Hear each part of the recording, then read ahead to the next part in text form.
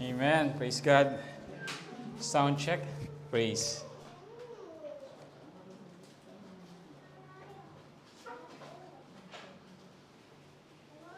Am I live? Amen. Praise God. Blessed good morning, everyone. Isang mapagpalang umaga po sa ating lahat. Are you blessed with our worship today? Amen. Truly, what a spirit-filled worship. Truly, it's a wonderful thing to praise the Lord in the morning. Yeah, because we used to have our worship in the afternoon at night. So we transferred our worship service in Sunday morning, where the early day in the morning, we seek the Lord's face. Amen? Amen. So before we begin, I would like to welcome some of our newcomers, and some of them are, and we would like to welcome back si Sister Morens at ang kanyang anak si Brother Rahim. Yan, at saka si Tatay Carlos, yan, yung tatay ni Peng, my father-in-law. And of course, si Peng and my wife and my son is here back in UAE. Thank God for the provisions. And I would like to give them a warm CGPMI welcome, the traditional 1, 2, 3.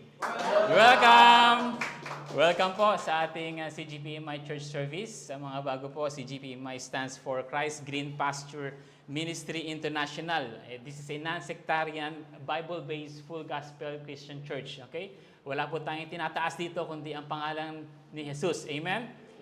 Sabi sa Acts 4:12, salvation is found in no one else, for there are no other name under heaven given to mankind by which we must be saved. It's only to the name of our Lord Jesus Christ. Amen?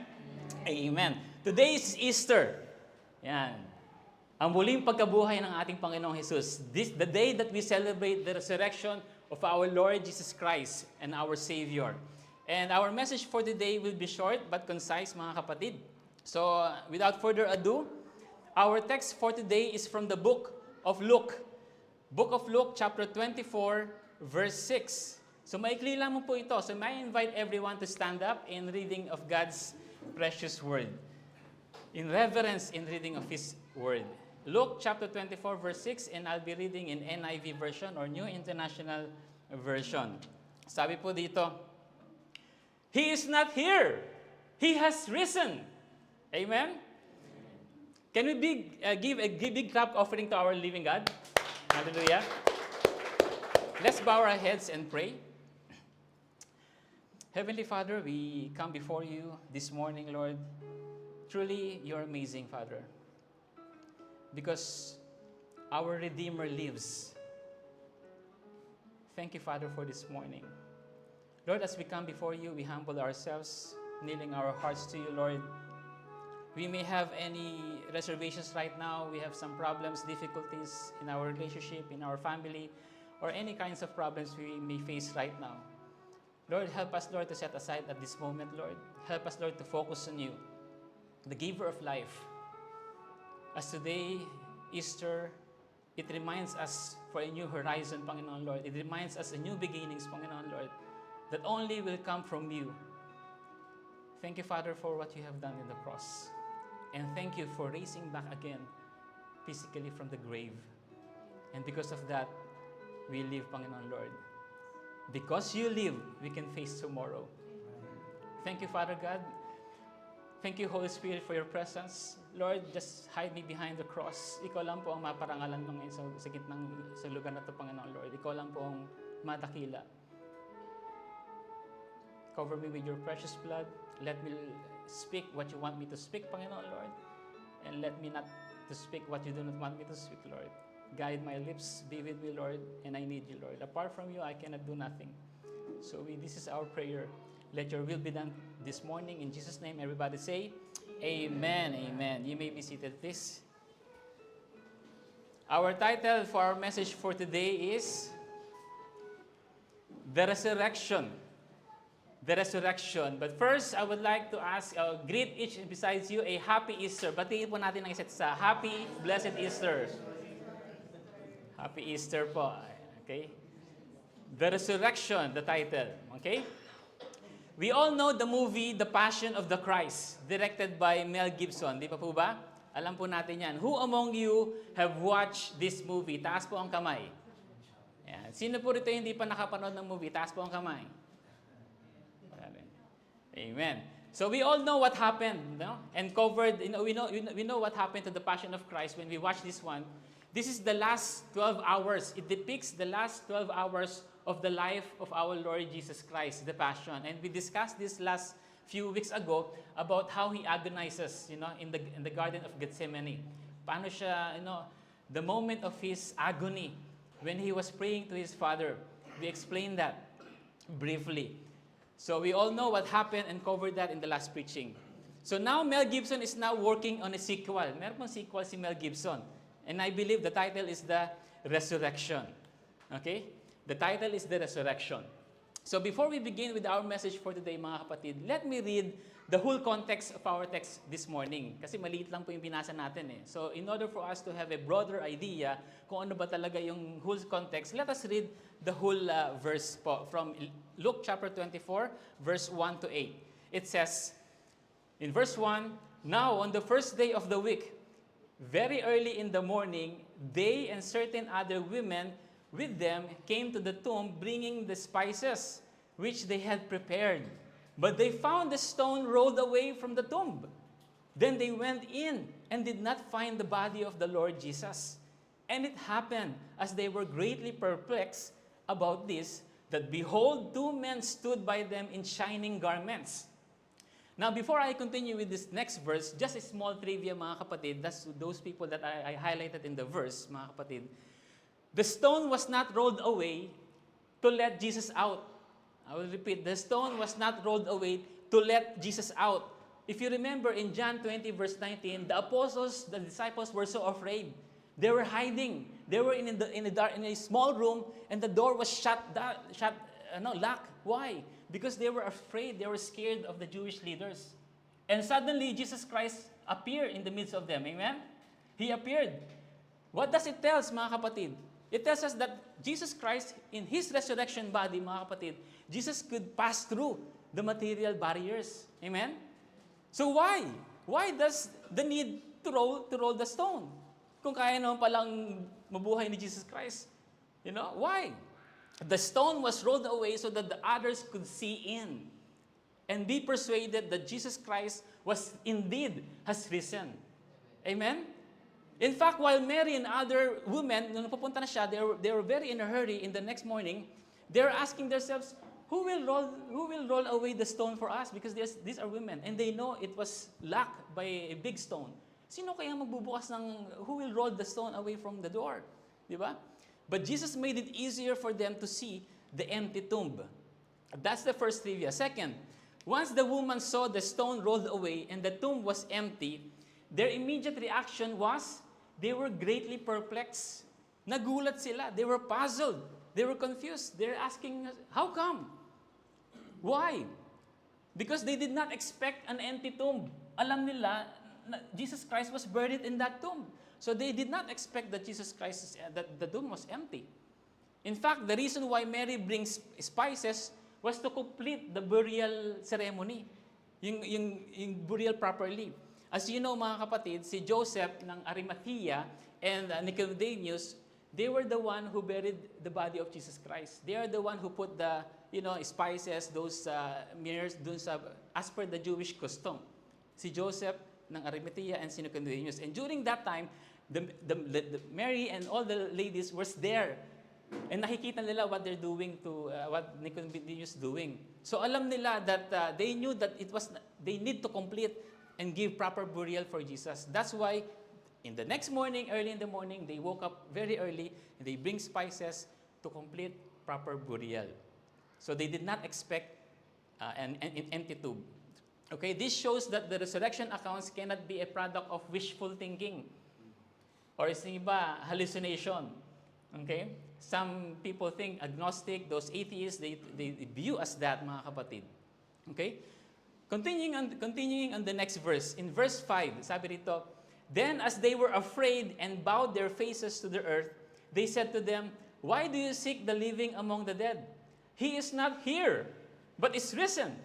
Remember how he spoke to you when he was still in Galilee, saying, the Son of Man must be delivered into the hands of sinful men and be crucified, and the third day rise again. So in verse 8, and they remembered His words. They remembered His words. Mga kapatid, this woman saw the empty tomb. Nakita nila yung walang laman na tomb. They saw the two angels. Okay? And they heard the words of the angels, yung sinabi ng angels. Yet their hearts remain unchanged. Hindi pa rin nabago yung puso nila. Despite of extraordinary circumstance, the two men stood by with an angel, yet their hearts never changed. When their heart was changed, kailan po? When they remembered His words. When they remembered His words. The Lord Jesus Christ. So mga kapatid, it's only through God's Word that can change the heart of man. Not even miracle can change the heart of man. It's only through God's Word. Di ba, remember when Jesus Christ telling the rich man and Lazarus, sabi niya, please bring back Lazarus to the earth so that they can warn my brothers. Ano sabi ni Jesus? No, you cannot. Because even if someone rises from the dead, they will still not believe. Kahit miracle, they will not still believe. So what can change the heart of man is only the Word of God. Because God's Word is so powerful. It's alive and active, sabi siya, di ba? And it divided through narrow and bone and spirit, and the soul and spirit. So only God's words can change the heart of man. Can I hear an amen? Amen? Now, going on our main text verse, He is not here, but is risen. In Luke chapter 24, verse 6. So our message for this morning is that the resurrection event validates the deity of Jesus Christ. The resurrection event validates the deity of our Lord Jesus Christ. In John chapter 2, verse 16 to 21, it says, to those who sold doves, He said, get this out of here. Stop turning my Father's house into a market. His disciple remembered that it is written, zeal for your house will consume me. The Jews then responded to Him, what sign can you show us to prove your authority to do all these things? Remember, Jesus Christ scattered all those market in the temple. So the Jews was asking, what sign can you show to prove your authority to do all this? And Jesus answered them, destroy this temple, and I will raise it again in 3 days. They replied, it was taken 46 years to build this temple, and you are going to raise it in 3 days? But the temple He had spoken of was His body. Amen? In other words, Jesus was saying, paraphrasing, kill this body of mine, kill me, and I will raise it again in 3 days. Jesus specifically said, I will raise it in 3 days. If Jesus was not God, and then He died, He will not be able to raise Himself, right? He will not be able to raise Himself from the dead. Then it will disprove what Jesus said in this verse. Madi-disprove yan. Kasi he died and He did not rose again. That is why the resurrection validates the deity of our Lord Jesus Christ. Jesus repeatedly claimed His divinity. Lagi niya sinasabi yung divinity niya. Not just a prophet or a good teacher, but He was God in the flesh. Another proof of Jesus' divinity, in Matthew chapter 17, verse 22 to 23, it says, Jesus predict His death, sabi ang subtitle dito.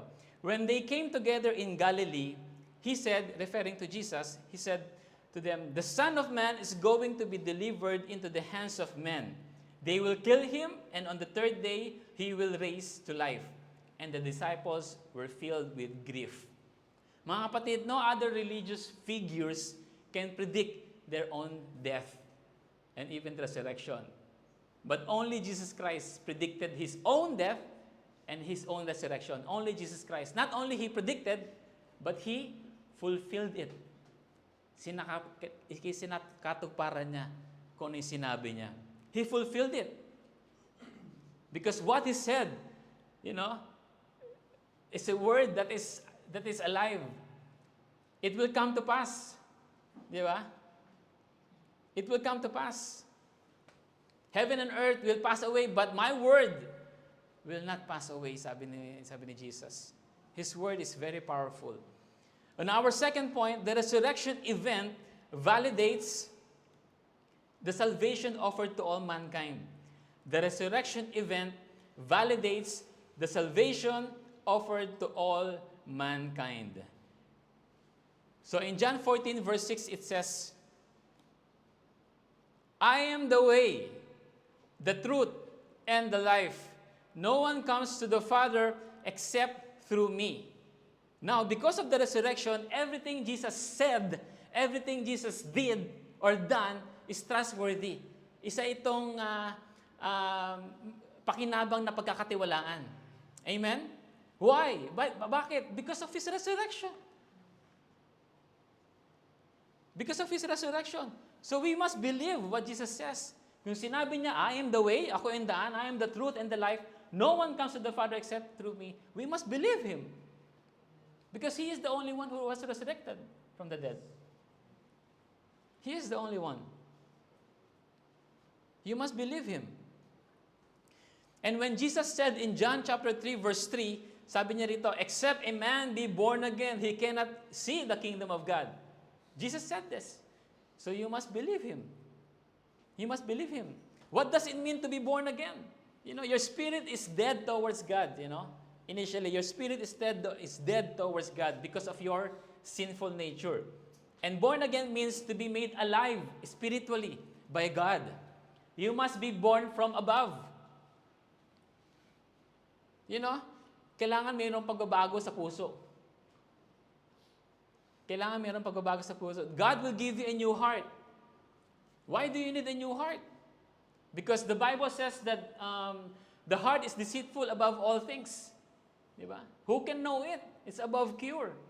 So we need to have a changed heart. Kung walang pagbabago ang puso, walang pagbabago sa pamumuhay ng tao. You will remain what you are doing before. You have to make sure, mga kapatid, that you are indeed a born again. Because Jesus Himself said, no one, he cannot see the kingdom of God unless he is born again. Are you born again? Do you have a new heart?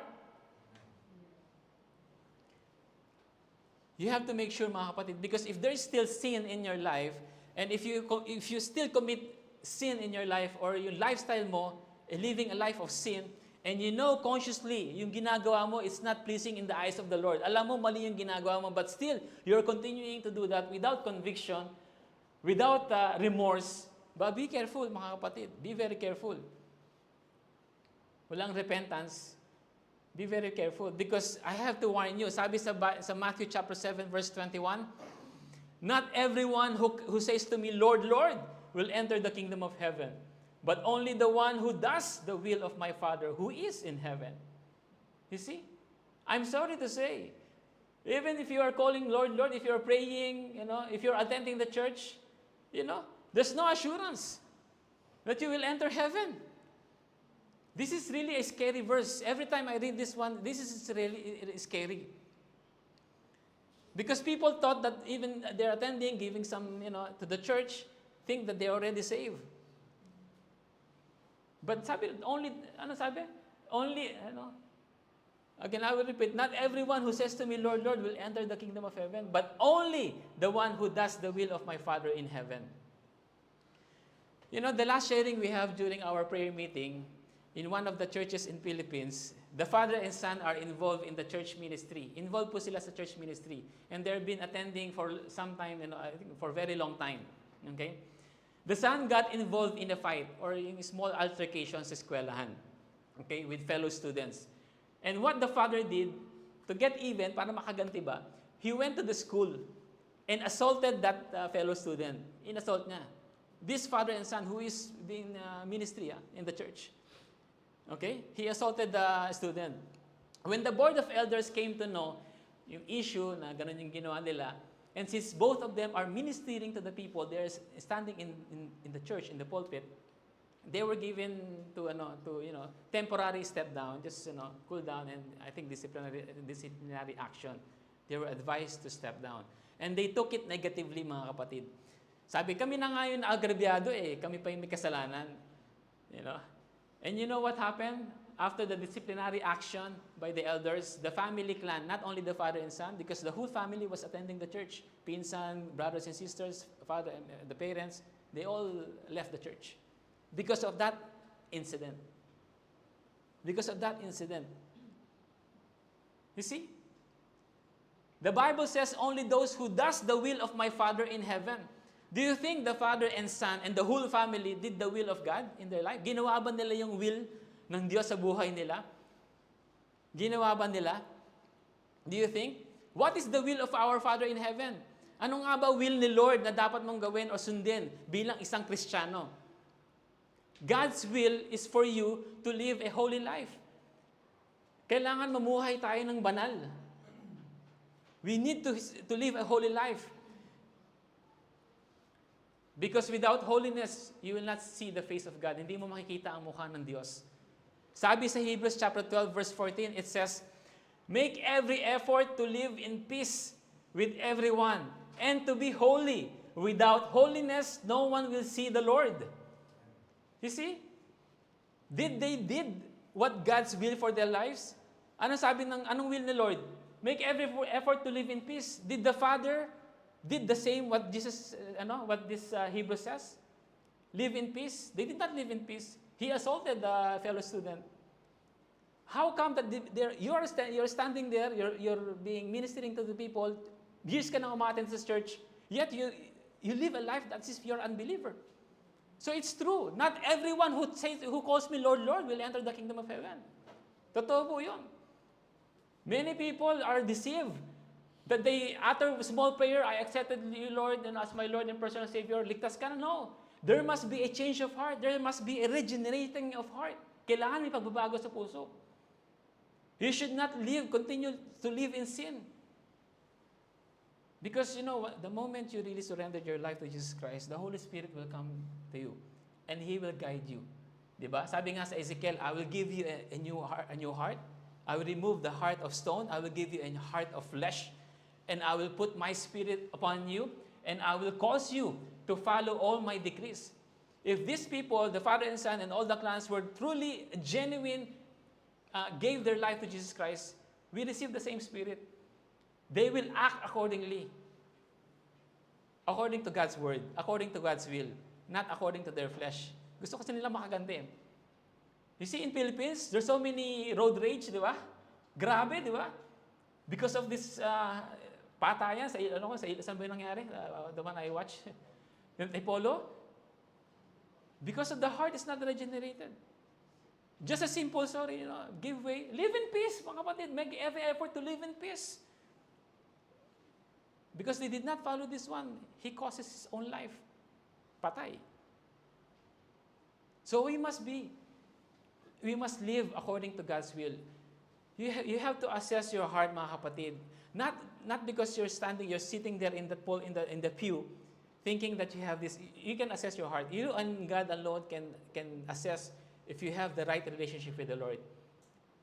If you commit sin and if you're convicted and you were, talagang ang bigat ng puso mo, you will put your knees down on the floor and you will say, Lord, I'm sorry. I hurt you. Amen? That's true, genuine repentance. Again, be holy. Without holiness, no one will see the Lord. But nasa flesh tayo, di ba? How can we become holy? We're still in the flesh. Kapatid, marupok lang ang puso ko. Nagkakasala din ako. Kakamali lang ako. But still, the Lord demands us to live a holy life. He will help us by the help of the Holy Spirit. Amen? So last but not the least, the resurrection event validates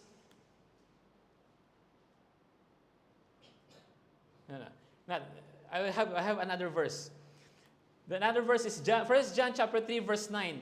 Sabi po rito, no one is born of God will continue to sin because God's seed remains in them. They cannot go on sinning because they have been born of God. So mga kapatid, if you are really a born-again Christian, born again is not just a term.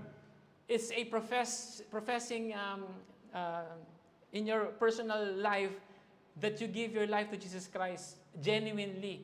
Kasi there's so many people who think that they are born again, but they are not. But if you are truly born again, the Bible says no one is born of God will continue to sin. Yes, when I became a Christian, I struggled a lot. When I gave my life, because I came here to March 2008 in UAE. And walang Friday sa amin. Every day, laklak. Friday, that was the old day off kasi. Now, the day off is Saturday, Sunday. Every day, alak dito, alak doon. Hanggang umaga. To the point that the police will knock on the door because we are so noisy. That is my life before.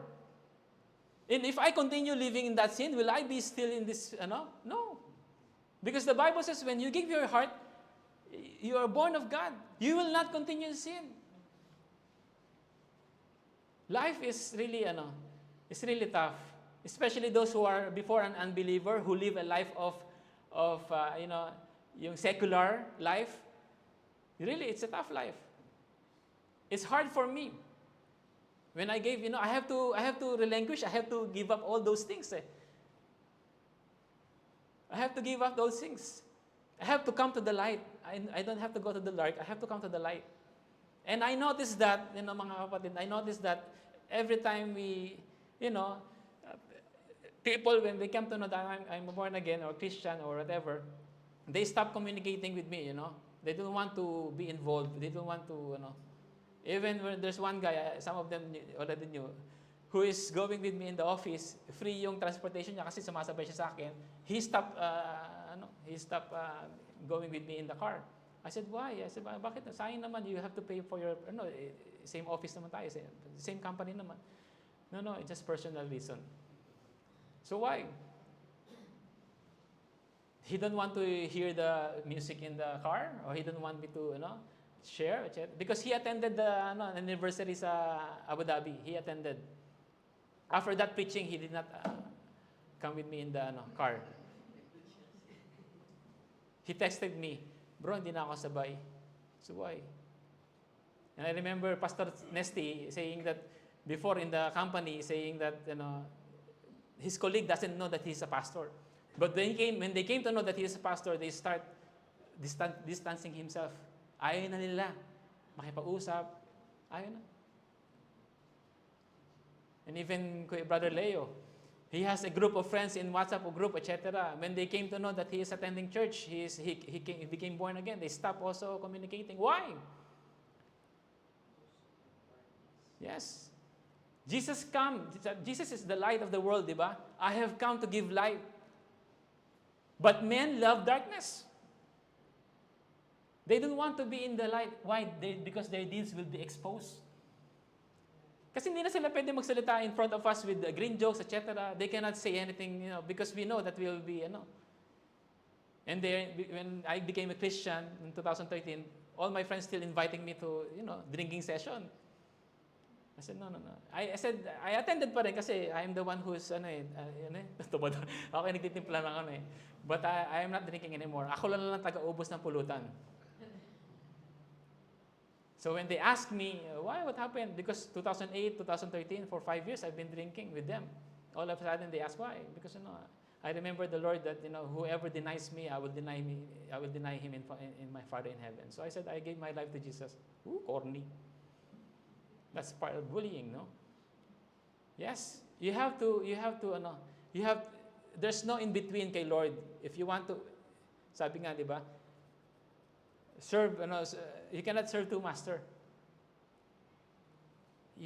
There's no in between. There's no in between. Make your yes be yes, make your no be no. Other than that, it's of the devil. Full-heartedly, you have to surrender your life. Amen? Amen. So anyway, my life testimony, my ex-girlfriend knows that. Now my wife, she knows how I live my life in this UAE. Amen. So last but not the least, mga kapatid, the resurrection event validates the deity of Jesus Christ. The resurrection event validates the salvation offered to all mankind. The resurrection event validates the boldness manifested by His disciples. Boldness manifested by His disciple. Before the resurrection, mga kapatid, the disciples were fearful. They were confused. They were in hiding. But sabi dito sa John chapter 20 verse 19, sabi po dito, the disciples were together with the doors locked for fear of the Jewish leaders. You see? When Jesus Christ was arrested and He was crucified and killed, all the disciples, nag-disperse sila. They were afraid with the Jewish leaders. They were fearful. They were confused. They were in hiding. What turned the table, mga kapatid? What turned the table? That they became from fearful to fearless. That they became from confused to enlightened. That they became from hiding to courage. What turned the table?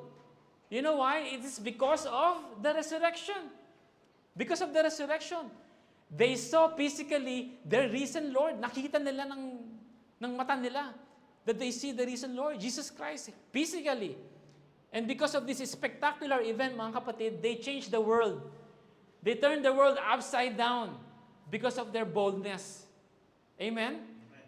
So the resurrection event validates the boldness of and manifested by His disciples. What happened to His disciples? Alam mo ba nangyari sa kanila? These 12 disciples.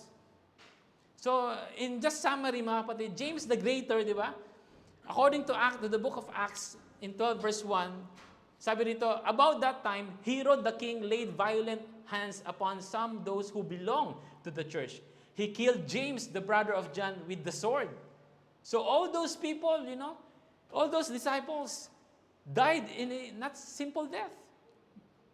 Si Bartholomew, he went to India, Mesopotamia, Persia, Egypt, Armenia, and other locations. You know how the manner he died? He was skinned alive and beheaded. Imagine, he was skinned alive and beheaded. Philip was hanged. James the Lesser, the Jewish authority, stoned him. Si Andrew, he was crucified by order of Roman governor. He was bound rather than nailed. Binound siya doon sa cross to prolong the suffering. Yung cross in X-shape, naka-X-shape siya. Si Andrew. Peter was crucified. And according to the historian, Peter chose to be crucified upside down. Bakit? Sabi niya, I'm not worthy to die on the same death na kinamatay niya ang aking Panginoon. So please crucify me upside down. Matthew, he preached in some parts of Persia, Macedonia, and Syria. He was skinned alive and crucified. Thomas, the great doubter, diba? Historian says that Thomas went to several parts of India to preach. But the problem is, he had angered the local king there. And he was stabbed with spears in Mylapore, India.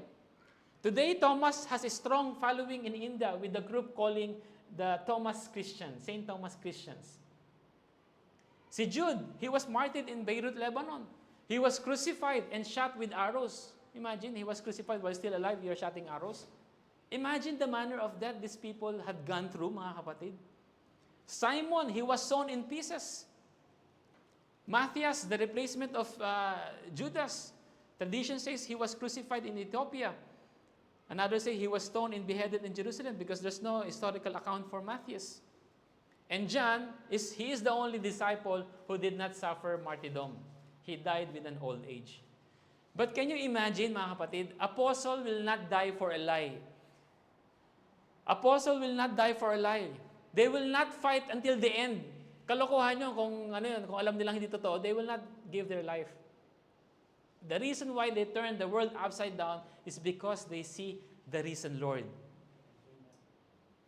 Amen? That is why they endured those suffering for the Lord.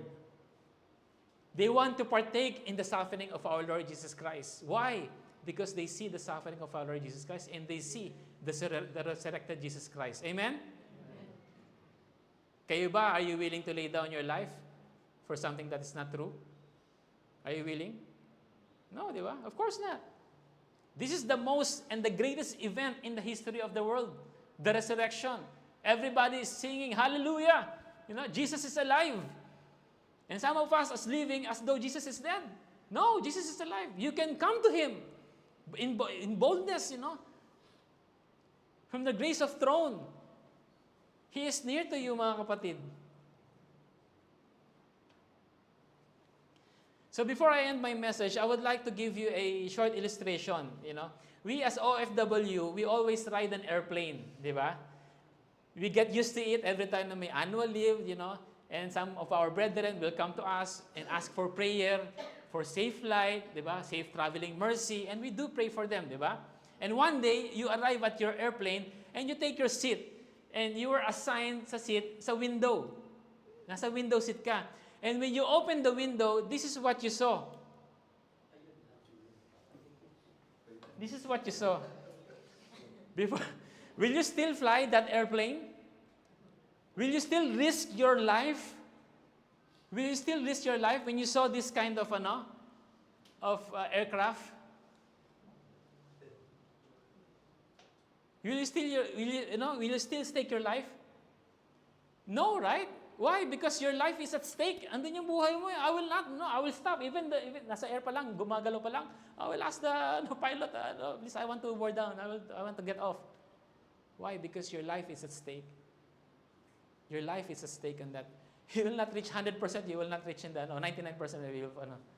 Ano yan nagkaroon ng trending sa Malaysia, I don't know, Sri Lankan Airlines, I think, they posted it and naging viral and they do investigation, etc. Because they are so, I don't know, they anger the passenger and they want to do something, etc. So, it's the same thing, mga kapatid. The salvation, the anchor of our salvation in the airplane, it depends on the resurrection of our Lord Jesus Christ. If Jesus Christ did not rise from the dead, we will not put our trust in Him. We cannot put our trust in Him because our eternity depends on the resurrection of our Lord Jesus Christ. Amen? So if your salvation or yung kaligtasan depends on church membership, yung good works, mga ginagawa natin, or being fanatic of a religious figures or religious leader, then your airplane of salvation is like this. It will bring you down to destruction. Amen? In Christianity, your faith, your salvation must be anchored to the person of our Lord Jesus Christ. Siya lang. You must believe Him, that He rose from the dead. He rose from the grave. The Bible says that if you confess with your mouth that Jesus is Lord, and you believe in your heart that God raised Him from the dead, you will be saved. You must believe that in your heart. Don't come to Him as if, Lord, ay totoo ka ba, Lord? No. You must come to Him with boldness, with full faith. It is impossible to please God without faith. Without faith, it is impossible to please God. Amen? For anyone who comes to Him must believe that He exists. Dapat maniwala ka na He exists. And He rewards those who earnestly seek Him. Our anchor is in the Lord Jesus Christ. You must believe Him. The resurrection is the foundation of Christianity, mga kapatid. Without resurrection, forget about this. We are just wasting our time in this. You are just wasting your time kung walang resurrection. Uwi na tayo sa bahay. There's no Christianity without resurrection. In 1 Corinthians chapter 15, verse 16, last verse, sabi po dito, and if there is no resurrection of the dead, then Christ has not been raised. And if Christ has not been raised, then your faith is useless. And you are still guilty of your sins. And in that case, all who have died believing in Christ are lost. If our loved ones who died believing in the Lord Jesus Christ, who is born again, and Jesus Christ did not raise, you're lost, mga kapatid. Yung ating mga loved ones, they are also lost. And we who are still alive, we are also lost. And if our hope in Christ is only for this life, we are the more to be pitied than anyone in the world. But the scripture says, Jesus is risen. Amen? The tomb is empty. Jesus Christ has risen. Jesus bodily appeared to His disciple, not only to His disciple, but to all 500 people during that time. After His resurrection, nagpakita si Jesus Christ. Even historians who are agnostic, who are atheists, wrote about Jesus Christ's history. the history of Jesus Christ.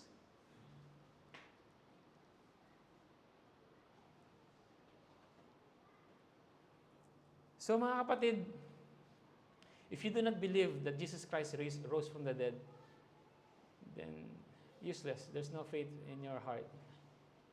You must believe that Jesus is alive in your heart. He is alive in our life. And you must take that into heart. Amen? So to wrap up our message for today, mga kapatid, sabi po rito, the resurrection event validates the deity of Jesus Christ. It proves, because of resurrection, whatever the Bible says is true. In the beginning was God, di ba? In the beginning was the Word, and the Word was with God, and the Word became flesh. It's true, because Jesus Christ resurrected. When Jesus Christ, through Him, all things were made, we believe that. Why? Because He was resurrected. Number 2, the resurrection event validates the salvation offered to all mankind. Mga kapatid, siya lang po ang daan, wala na pang iba. There's no other way. If you have another way, that's not true. It's only through Jesus Christ.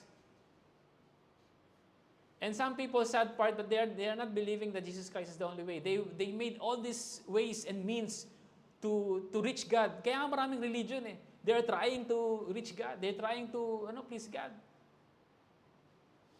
But Jesus Christ offers salvation because He is alive. Amen? And last point, the resurrection event validates the boldness manifested by His disciples. The boldness manifested by His disciples. No one can, we are blessed. We are not living in that age. We are blessed. We are not that persecuted. And we are blessed. We are not in some part of the country or world where until now, they are being persecuted. We are blessed. And sometimes we are taking it lightly, or, we are taking it very, that our salvation is not parang lang. We are just taking it for granted. You must take your heart on what Jesus Christ did in the cross. Amen? So the Bible verse says, He is not here. He has risen. And because of that, He is worthy of all praise. He is worthy of all honor. He is worthy of all glory. And because of that. Amen? May I invite everyone to stand and have a closing prayer? Hallelujah. Let's bow our heads and close our eyes. Hallelujah. Heavenly Father, we come before you, Lord. Lord, we have heard your message, Lord. Truly, the resurrection, Panginoon, Lord, is a new horizon for us, Panginoon, Lord, as a believer. Lord, thank you, Father, for you are true in our life.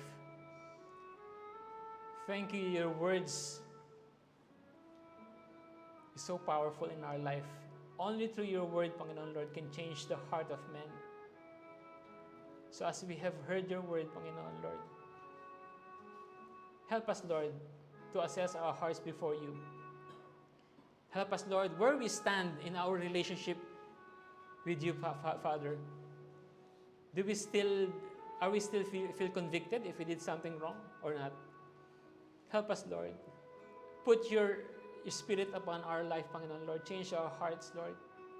Make it worthy to live a life that is pleasing to you, to your eyes, Panginoon, Lord.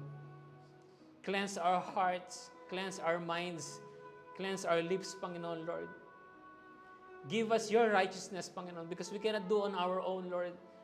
As you have said, Lord, all our good deeds, Panginoon, is just as filthy as rags, Panginoon, Lord, in your eyes.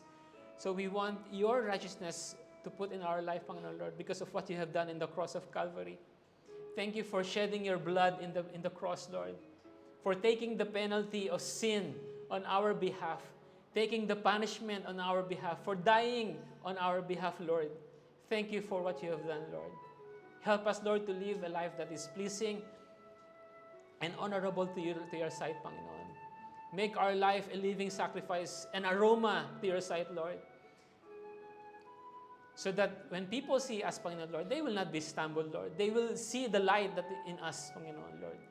They will be drawn in your love, Panginoon, because we have you in our hearts. We thank you, Lord, for today, Lord. We thank you for the resurrection. Because in this event, Panginoon, Lord, it sealed our salvation. It sealed our hope. It sealed our faith upon you, Jesus. And you will complete it, Panginoon, Lord. You will complete it, Lord. Whatever you have begun, the good work in our life, Panginoon, Lord, you said you will complete it at the end, Lord, because of the resurrection, Lord. So we look forward to that, Lord.